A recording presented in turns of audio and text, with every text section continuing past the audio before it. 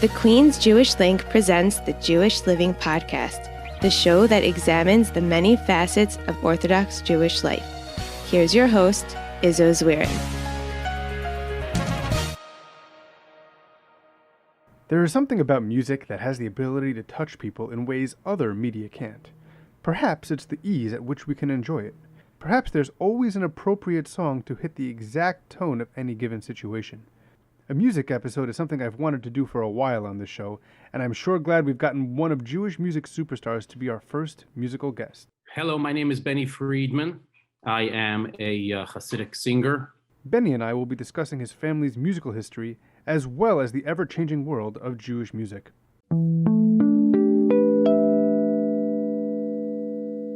Thank you, Benny, for joining me. This is historic for this particular podcast. You're the first musician or singer, somebody from the Jewish music world that we've had on. It's something that we've wanted to do for a while, so I certainly appreciate you coming on. Well, I'm very happy that I was able to break that glass ceiling. I want to get a little bit of the history of Benny Friedman and the Friedman family of musicians and singers. So for people not who aren't aware, people know Benny Friedman. People might not know that you're related to Avram Fried, and even fewer people might not know that you are related to the Eighth Day. So if you can give me a little bit of an all-encompassing view of the Friedman family and extended family.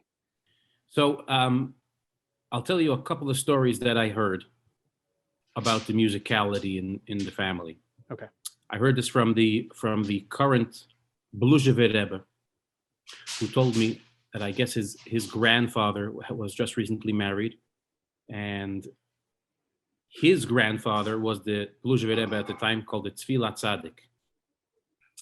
And in other words, the grandson, the newly married grandson, was spending Rosh Hashanah together with the Tzvilat Tzaddik. And after Shacharis, the Tzvilat Tzaddik went into his room for a few minutes to prepare for Tkiyas Shofar. And the grandson went to go to the mikveh. Apparently there was a minhag to go after Shacharis again to the mikveh. Anyway, he came back and his grandfather called him into his room. He went into his room and his grandfather asked him, "Where did you just go?" So he said, whatever. So his grandfather said, "Where did you just go?" So he finally told him, "Ich bin gegangen in Wasser. I went to the mikveh." So his grandfather said to him something like, "Benzien's Shachris is nicht mitama." So apparently my great-great-grandfather was the Baal Tefillah by the Tzvilat Tzaddik, and the current Bluzhevet Rebbe told me, "You don't even know who you're named after. I got to tell you who you're named after. You're named after Benzion, who was the Baal Tefillah by the Tzvilat Tzaddik. And when my grandfather went to the mikveh after Shacharis, he got admonished by his grandfather saying, Benzion's Shacharis is not mitama." So that's the first story that I heard. That's the most. That's the most historical story that you've heard about your family. Yeah, right. But then I heard also that my grandfather, as a singleton, was a Bal Koire. He was reading the Torah in shul somewhere in Russia. And my grandmother's father came home and said, "I heard in shul today a younger man reading the Torah. It was so beautiful. I think we should make a shidduch." So that is the second story of musicality in the family. And then, yes, as you know, Avram Fried is a great Hasidic music super duper star, like from the originators, from the generation that really established current Hasidic music as it is known today. That's my father's brother. He shortened his name to Fried because he started out as still a Bachar in yeshiva, and he wanted to keep his anonymity. Little did he know he was going to become probably, for sure, one of the most well-known Orthodox Jews in the entire world. And his brother is my father. His sister is the mother of the Eighth Day brothers, the mother of Eli Marcus, who's a brother of the Eighth Day, so that's another cousin. And I have another cousin in Israel called Simcha Friedman, who's also a singer. And then many cousins, Baruch Hashem, cousins and nephews and all types of family members who love music, koch in it, live in it, and enjoy it. When we get together, it's always a very, very enjoyable party. So first of all, I will tell you that at the time the eighth day was coming out, I was in a shul. I was a member of a shul who the Rav was Rav Shmuel Marcus, and it was very confusing for about a week until I was able to talk to him. Like, is this you? Like the album came out, I didn't see a video, and it was not, but it was confusing for a little bit. I will also tell you that your uncle Avram Fried was my first ever concert. I went to an Avram Fried concert when I was 6. That was my first one when I was in a day camp, and he did like a nighttime concert, and I was 6 years old and I fell asleep in the middle, but not because he wasn't exciting, but because I was 6. Right. And so I think that most people listening, if they grew up in the same time that I did, and maybe you did, I'm not sure how old you are, probably around the same age, they know the two biggest musicians during that time period were probably Avram Fried and Mordechai Ben David. Probably there were others, but those were probably the two biggest ones. The Haas concerts were basically around them, and Jewish music kind of circled around them. But today, there's been I know that if you go back to the Journey song about Jewish music, they go through the whole history and all the people that are involved. If they were to recreate that song today, they'd have to go a lot longer than the 3.5 minutes of that song. Yeah, it would be the whole album. Yeah, exactly. So I want you to talk a little bit about how this explosion started with those two. The music scene today is so much different, and there are so many more people. How did that happen, do you think? I think actually that in that generation, I guess in the 70s, which was very shortly after the 40s, which is like basically the first generation after the Holocaust, the first generation really of kids who grew up, all the parents who were all from Europe mostly. Being a singer was kind of a weird thing to do. The whole concept didn't really exist. You had like a Balmenagin in the court of the Rebbe, you know what I mean? Like Ben Zion Schenker, what was he? He was a Mojitzer composer, a Mojitzer singer. He wasn't a Hasidic pop star. Right. So such a concept didn't exist. And when it started to become a thing, people were very wary about it, and people were very hesitant to accept it. And as a result, obviously, people were very hesitant to try to enter that arena. I'm sure that there are great, great singers who could have been, extremely famous and extremely popular and could have contributed a lot, but it just didn't even occur to them that this is something that they could do or that they should do. It was such a weird thing. And like we said, Mordechai Ben David says that his father had to really convince him, to push him. His father heard some of his compositions. He was sitting at the piano playing some original compositions. His father said, "What is this?" I made some songs. His father had to push him to record it. He didn't want. He was scared. He was nervous. It wasn't something that was done. And Avram Fried also, he changed his name for his first recording as an adult, because he never dreamed he was going to do concerts or make in-person appearances. It was something very, very far from anybody's imagination. Shlomo Carlebach did it. He went all out, and he got huge pushback. That's a whole different story. I'm not sure all the details. I wasn't there, and I don't know anything about it. But the fact is that he got a lot of pushback, and it was like anyway. So it took people for like. And the best examples are Mordechai Ben David and Avram Fried, who were able to show, first of all, that it's possible. And second of all, that it's possible to do it and to still be an Er L'Chayid, to still be somebody who you and I would love for our children to look up to. Right. They're great examples of Jews, not even singers or pop stars or rock stars or anything like that. They're just Geschmack Er L'Chayid, Jewish, role models. So once they did that, I think it opened up the path for now basically anybody who's even a little bit interested in it. Go ahead. Exactly. The road is wide open, and take your best shot. So today, you know what I mean? In the last, especially, I mean, now with computers and how easy it is for you know what I mean, to access recording equipment and software and all that kind of good stuff. So all these things together have created a perfect opportunity for basically and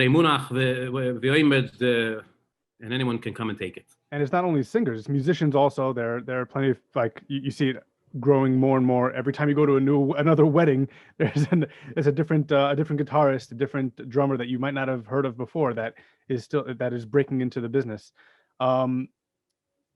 The evolution of the availability for people also comes with it, the evolution of the actual song. So I want to talk to you first of all about lyrically how music has changed. Back when I was a kid, every song was basically, you had two options. It was an English song, or it was a pasuk or a gemara that was turned into music.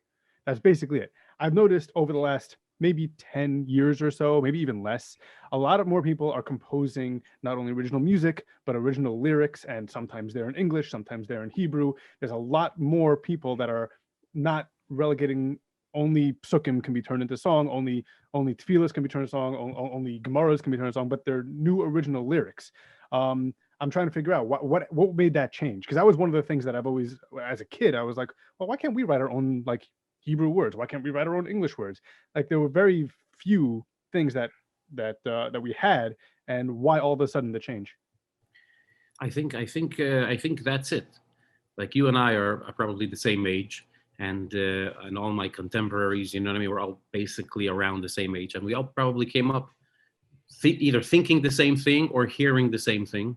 I know I did, and I'm not sure if it's necessarily whatever. It's a taste thing, right? If you know what I mean, some people prefer this, some people prefer that. But I definitely grew up hearing, you know, why can't we have lyrics? People should write what they're thinking and song, you know what I mean? So a lot of the guys our age, that's what we're doing. And then also, about 10 years ago, we basically saw that it's possible to do it and to do it successfully. Obviously, Mordechai Ben David and Avram Fried had very successful English songs, right? Each album basically had that one English song, and everything else was, like you said, Psukim or Memori Chazal. And once in a while, the English song would be all the rage, but generally, the hit songs were, you know what I mean, the simple, old-timey Jewish songs. Right. Suddenly, about 10 years ago, it became a thing where you could have like even a pop song, a dance song, a song that could make it into the wedding playlist with original lyrics. Once we saw that that's possible, like, you know, that became all the rage. And just a little bit of my own personal opinion, it could be that we've gone a little bit overboard, and maybe it's time to do a little correction, like in the market, a little correction, and find that nice, sweet middle ground. Yeah. So along with that comes the advent of the music video. Now, the rest of the music world has been with music videos since the 80s. But I would say in the last 10, 15 years, again, we've seen every single that comes out in the Jewish world now also has an accompanying music video with that. Is that just a modern phenomenon because of maybe social media and the advent of YouTube, or is that something that we were kind of behind on to begin with, and that we just started adding in? I'm not sure. My guess is that, like you said, in the 80s, there were music videos already, but I think it wasn't that in the general world there were music videos and by us there weren't. I think you're talking about like in like they say, the top 1%. Those artists who were making millions and millions of dollars and had tremendous budgets to work with were, you know, like the top performers in the world were making music videos, because to make a music video you needed a movie crew, and it was a major operation and a major expense. And then with the advent of social media, YouTube, and how it became much easier and much more accessible and cost effective, or whatever it is, within reach for little guys like us who are not talking about those kind of numbers at all. Once it became possible for us to do it, that's when and I think the same thing is probably in the general world as well. You have, these niche markets where you're not talking about gigantic numbers. I'm sure that music videos, things like that, also picked up in those markets as well. So I'm just assuming that we picked it up probably around the same time that Anoshim Ke'erkenu, even if they're not, people on our, I guess, financial accessibility level, probably started around the same time. That's my guess. I didn't look into it, but that's what I would guess. Another trend that we noticed today that probably wasn't around when we were kids was the cover. The move to cover a lot of older songs, or maybe even newer songs. I think the first major band or group that I know that covered a song was Leif Tahar. They did on all their albums, they did one cover, maybe an old Journeys song or an old song that they brought to the forefront. I think the one who popularized the complete transformation of an old song was Lipa Schmelzer when he did Mara Cohen. But now, it seems like every album that somebody puts out has this new way of looking at an old song.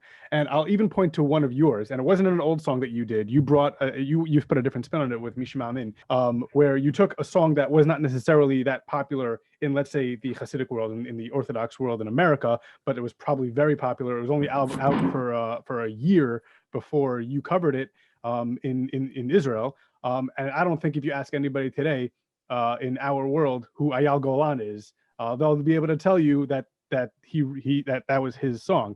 So I want you to talk a little bit about the cover, how people cover songs, how that trend started, and the taking of songs that aren't necessarily popular in the Orthodox and the Hasidic world, and bringing it into that world. Interesting. I don't think it's a new phenomenon. Actually, okay. If you look at the early Mordechai Ben David records and the early Avram Fried records, Mordechai covered a lot of Hasidic songs, a lot of songs that his father recorded before him. He re-recorded later on, and when we hear it, we just assume that it's a Mordechai Ben David song. And Avram Fried the same. Keil HaHidois, which was Avram Fried's first major hit on his very first album, the very first song on his record, was a song from the Rabbi's Sons. It was recorded before, and not so much before, and Avram Fried covered it, and it exploded and became extremely popular. I think music actually started as covers. Music couldn't start as covers, but the recording of music. Yeah, I mean, the Chazonim based all most of their stuff on nusach, right? They put their own spin on it and they embellished it, but it was based on always something. And today, I guess the world has become a lot smaller, right? So we have it's a lot easier to find interesting songs and things like that. Misha Ma'amin, interesting. We felt like that song had made a little headway into the Hasidic community. I think we saw one or two clips of that song being sung at Hasidic weddings over here in Brooklyn, and we thought, let's ride it. So we quickly recorded it, saw that it was, you know what I mean? It was that. So that was the beginning of it.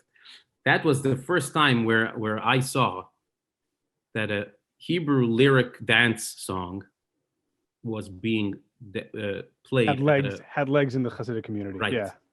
So then we contacted Ari Goldwag and said, let's try to do something like that. Let's make a dance song, Hebrew lyrics, talking about faith and hope and all kinds of good stuff.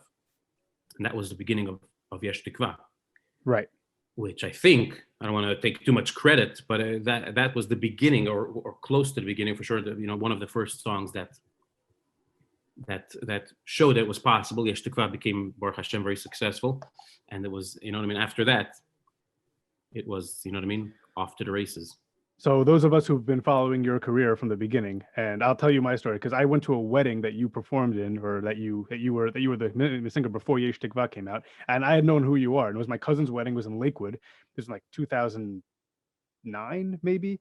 And I said, how'd you get, like, after the wedding, like during Shabbat, I said, how'd you get Benny Friedman to be at your wedding? He's like, I didn't even know he was coming. I just ordered a band. And now to see how you kind of like become, Benny Friedman, because at the beginning, like only the hardcore Jewish music fans kind of knew who you were. But now everybody knows who Benny Friedman is if you have any tangential relationship with Jewish music. So just to watch your career, and that's only what, 12, 13 years now. But so Yesh Tikva, you mentioned, that's the song that probably drove you from, performing at weddings, and that's nice and everything, to being, this big concert person and somebody who everybody sees every time he puts out a new album. My personal favorite song of yours is B'Shem Hashem.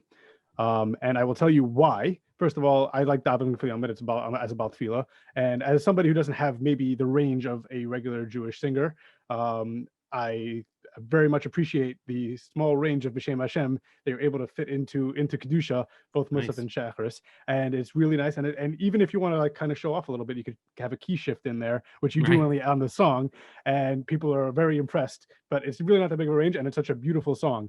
But my question to you is, what is a song that maybe you have, or that you could identify from somebody else, that you don't think gets enough credit, that people like, you should really listen to this song, it should really be more popular than it is?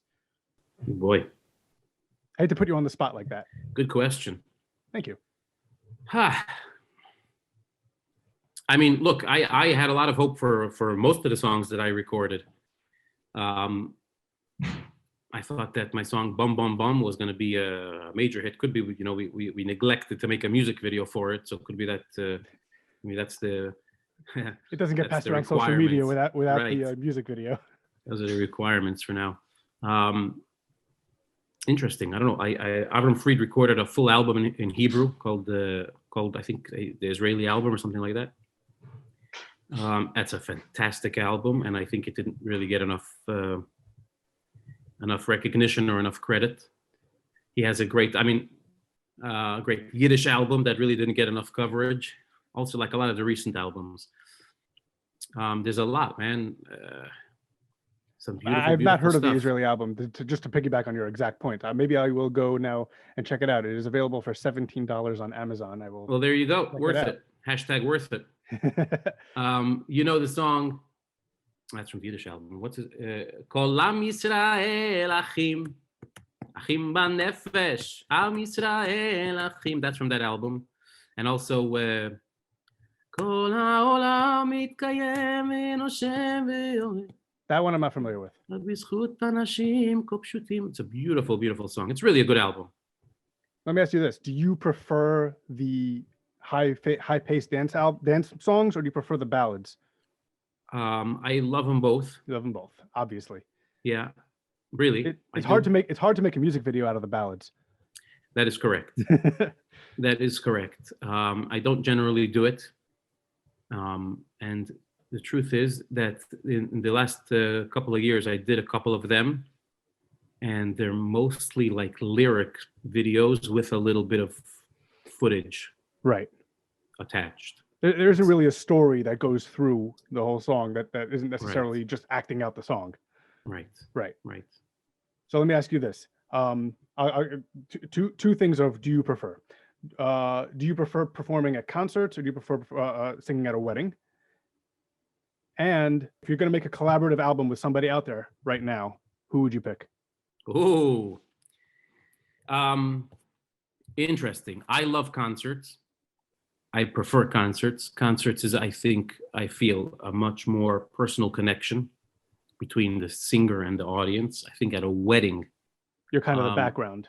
Right. Yeah. And I think that's how it's supposed to be. You're not supposed to be the center of attention. You're supposed to be the accompaniment to the wedding that's taking place. Mm-hmm. So concerts are a lot more engaging.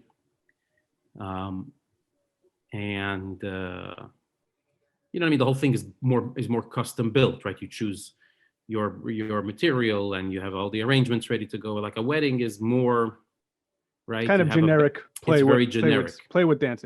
And Yeah. I will tell you, just going back on what you said about the background. So I hope a friend of mine who I'm not going to name, and if he's listening, he'll know who I'm talking about.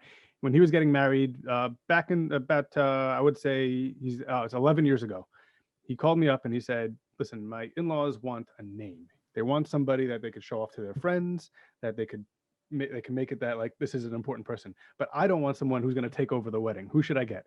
And I recommended Avram Fried, because at that point I knew that people of a certain generation regard him as one of the all-time greats, and we still do. But he also, like, the younger generation isn't going to be, "Oh, Avram Fried's here," and I knew that he wasn't going to take over the wedding. And some people do, and that's great, and that's fantastic for some people. But if you're looking for that specific type, that a specific area where you can have a name that isn't going to take over the wedding, I think it's very important to that singers know that that's what they're being hired for. Right. So I understand that you're a concert. So what about your collaborative album? You're putting out an album, let's say in 2022. You're going to start recording tomorrow. You're going to start composing tomorrow. Who out there do you want to do with? That's a good question. There's a lot of guys. You have to pick one. Yeah, you could pick all of them. I feel pick like all of them. Too many cooks spoil the kitchen. But let's say you wanted to give me your list of people you want to collaborate with. That's a good question. First of all, I mean, Morty Shapiro, good friend of mine, monster singer, fantastic. Shulam Lemmer, great vocalist. My cousin Ellie Marcus, The Eighth Day, obviously Avram Fried. Ishai Rebo. Yeah. Man, putting me on the spot. I have to think. Would you go out of the box? Would you do somebody like Nissan Black? So Nissan Black, I'm not sure, because Nissan Black, even though I actually I'm not sure when this is going to air, but I just actually recorded. I participated in a song of me, and I'm one of about 20 guys, and Nissim is in there. Nissim does the rap in the middle. I'm not sure, just because from like not I'm a full steam ahead support what he does. Just do the styles mesh. Yeah, do the styles mesh and whatever. I have to worry about my audience, and you know what I mean. It would be more of a business decision, if you know what I mean. That's the direction. You know what I mean. That's like it's a stylistic thing. I'm not sure. I'll throw out one more name, and this is my favorite, like, vocalist, just purely vocalist, Ohad. Opa. Would you do a collab? I know it's hard. He's an artist earlier. You're here. Would you be able to pull that together? That would be great. Yeah, it shouldn't be too difficult either. I'd sign up for a Benny Friedman Ohad collaboration. I would do that. How do you like the Ohad Shmuel Yongar collaboration? It's getting there. It has to grow on me. It's become a big hit. I know, but certain things I don't allow things to just because it's a hit. I have to absorb it. I love it. At my wedding I sang Pia Pascha to my wife. And that was my first introduction to Ohad with Oiv Simchas. And an Ohad Oiv Simchas collaboration was very interesting to me also. Those are very contrasting styles. I like when different styles contrast. The contrasting styles come together to make music. That's really the question, because a lot of us in our business, like Nissan Black would be a very interesting thing, because you're talking about two completely different styles. Yeah. A lot of us have basically the same sound. Exactly. I did a duet with one of my all-time favorite singers, Shlomo Simcha. And I've played it for a few people, and they're not sure when I'm singing and when he's singing. Like, it's hard to tell. So that kind of a thing, even though I loved it, it's kind of a waste. Right. I mean, when AB and Shlomo Simcha got together, you could tell when AB and Shlomo Simcha get together, that's a beautiful combination, because you have that contrast. I just sang on Aish, right? So it's AB and Shlomo Simcha and me. And people know when AB is singing, and they don't know if it's when I'm singing or Shlomo Simcha. So that's part of the art of the collaboration, is are you singing with somebody who's different enough to make it interesting, or are you just singing because why not? Let's just sing So together. in that vein, I think maybe a group. I don't know if Hashalis is still doing things, but one of my all-time favorite, which I really don't think gets enough credit, is Kol Achai, three Israeli brothers. I'm not sure if you're familiar, but they're on Sure, of course. Of course. So that would be a very large contrast. Plus, you can play off the fact that this is a group and their Right. harmonies are what makes them. Or and then, something that I've been wanting to do for a while, to do a duet with a chazan, there you go. like someone like Cheskel Brecher, fantastic chazan. I'm actually putting out a song soon with Ari Leib Horowitz. He doesn't do so much chazonis, but he has the chazonish voice. You can tell when he's singing and I'm singing. So there's also that, like, to mix a little bit the pop and the chazonis. Yeah, That would also be a nice exactly. idea. When you're doing a collaboration, there has to be enough of a contrast between the two of you in order for it to make any sense. So let me close with this. You mentioned a couple of songs that you're working on now. Any new projects in the works that we could look out for you coming in the near or distant future? Yes, of course. Always working. We're always working. Something very exciting that I'm working on now, which I'll give you the general outline of it. We're trying to start now something called, like we speak, notes tchilas and besayf, when we start talking about covers and things like that. Mm-hmm. We are starting now to work on a legacy project, to choose somebody who made a tremendous contribution to Jewish music and to record a tribute to that particular individual, and try to, like, give recognition and raise his name to the forefront. Like, for example, you have composers who have composed some of the greatest Jewish songs that you and I know, but you and I don't know that he composed it. Right. So the idea would be to put that name front and center, and then feature songs that he contributed to the library of Jewish music, to the repertoire, and give him that proper credits, and to honor the legacy of this particular individual, and then move on to the next one and the next one. So that's a project that we're starting on, and it's very exciting. That's very interesting. I will also say that in Jewish music, in secular music, you have it a little differently.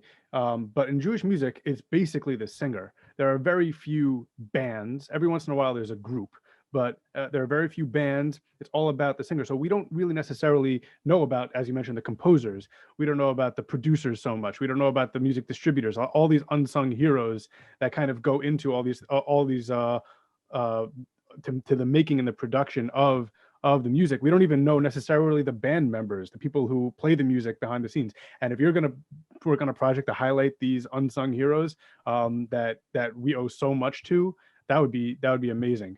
Is that going to be an album? Is that going to be maybe a live show that people could watch online, type of a thing? I think it's going to be each individual, each each legend is going to be different. Some it will be a medley of songs, some it will be a full album. Each one is going to get a specific kind of treatment. But it's going to be exciting, yeah. Okay. Benny, where can people find your music? Where can people listen to you? And maybe we come out of this pandemic, when can people start seeing you in concert again? How does it say on the radio? We're everywhere. We're everywhere. We're on YouTube, all the streaming sites. We are on mostlymusic.com. We are on nigun.com and L'chaim. I mean, all the Jewish distribution companies, in all the Judaico stores, and on obviously social media, all those places. And hopefully soon we will meet in person. Hopefully we'll get back to Israel, start doing shows in Israel again, start covering the country. I mean, the mask mandates are slowly coming off. Yes, we're recording this the day after the CDC dropped their mask mandates and social distancing guidelines. So maybe soon. Nothing's on the calendar yet, but maybe soon. Maybe soon. I mean, look, small things are on the calendar, right? Camps are coming back together. Right. Still, I'm doing some outdoor dinners, big concerts. Not. I mean, we'll see. Israel has gone full steam ahead with I think outdoor shows. I'm not sure, but they're doing concerts. Yep. So fingers crossed. Here's hoping. Absolutely. All right, Ben, is there anything else you'd like to let our audience know or leave with a last message? I know that two people have put down deposits with my uncle Avram Fried to sing at the Suda Seidah that they will celebrate when Mashiach comes. Two people gave him checks and said, "This is a deposit that you're going to come by us and sing by us in our sukkah or whatever it is when Mashiach comes." We are very, very much looking forward. Should be Bekorev Mamish that we should get together and sing and dance with no end in sight, because the joy will be so overwhelming. So everything that we're doing now with the music and the singing and the dancing is all just getting in shape and just practicing for the Greise Simcha, for that ultimate Simcha. And we look forward to it. Should be right away now. And it will put an end to all the suffering and all this mishigas that's going on in the world, the crazy world. And finally, like they say, the Shechina will be out of Gullus, and it will be a joy that will last forever. And we are looking forward to that. Amen. Thank you so much, Benny, for joining us. And we look forward to hearing great things from you in the near and distant future. Thank you so much. Should be a lot of hatzlacha. Amen. My thanks to Benny Friedman for joining me this week. Those of you who know me personally know how big of a Jewish music fan I am, and I'm glad to have been able to finally get this episode out. We are looking to have more musicians and more singers from the Jewish music scene on the show, and if you have any specific requests or ideas, feel free to reach out to us and offer recommendations. Until next week, Kol Tov. The Jewish Living Podcast is produced by Sreli Paikus. Our theme song is The Band by A.B. Rottenberg. Follow us on Facebook at The Jewish Living Podcast and on Twitter and Instagram at Jewish_living. You can also email the show at jewishlivingpodcast@gmail.com. The Jewish Living Podcast is recorded in conjunction with the Queen's Jewish Link.